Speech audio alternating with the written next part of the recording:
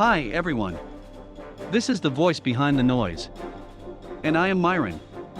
What is the best solution for Ukraine? Hardly anyone can predict because the future still remains to be seen. Continuing the war with Russia is in no way a good choice because conflict, blood and war are nothing the people want. Then what should be done? Answer to this question seems pretty urgent since people are suffering every day now in that country. Fortunately, what has happened recently has possibly thrown an answer to this conundrum.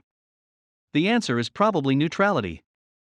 On March 29, the Russian-Ukrainian delegation held the fifth round of negotiations in Istanbul, the city where the Turkish presidential palace is situated. On the whole, the media said that the negotiation was a breakthrough. Mazinski, head of the Russian delegation, said after the talks that the two sides were negotiating very constructively and that they were studying Ukrainian suggestions and reporting to Putin.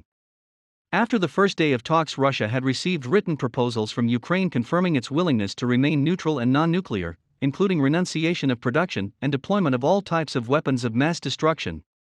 On the other side, Podolya, an advisor to the Ukrainian president's office, also held a press conference and said that the current plan can maximize the security of Ukraine and hopes to facilitate talks between the two leaders as soon as possible. It seems like such a good news because after so many days, there is finally something positive.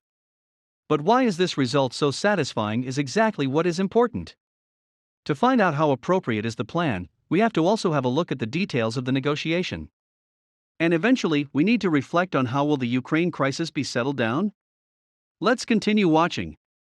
Earlier, Alice Weidel, a member of the German Bundestag and chairman of the Alternative Party caucus, said in an interview with reporters from NATO that Ukraine's neutrality between Russia and NATO is the best solution to its current predicament.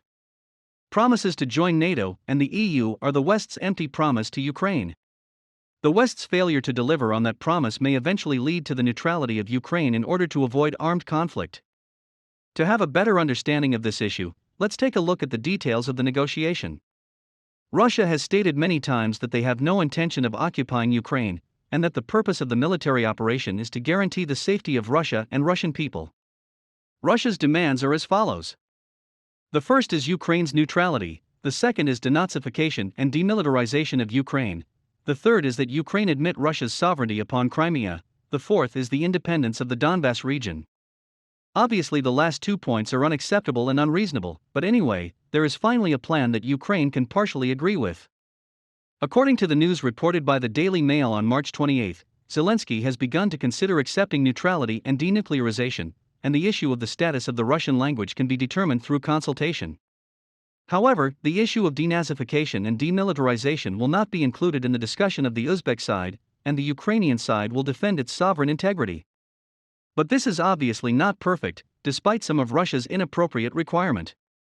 In addition to the above, Zelensky also specifically required that the agreement between the two countries must be guaranteed by a third country, and it needs to be stated in the memorandum. On this point, the views of Russia and Ukraine are the same. Now, although progress has been made, the two countries have also begun to negotiate their differences to find a compromise solution.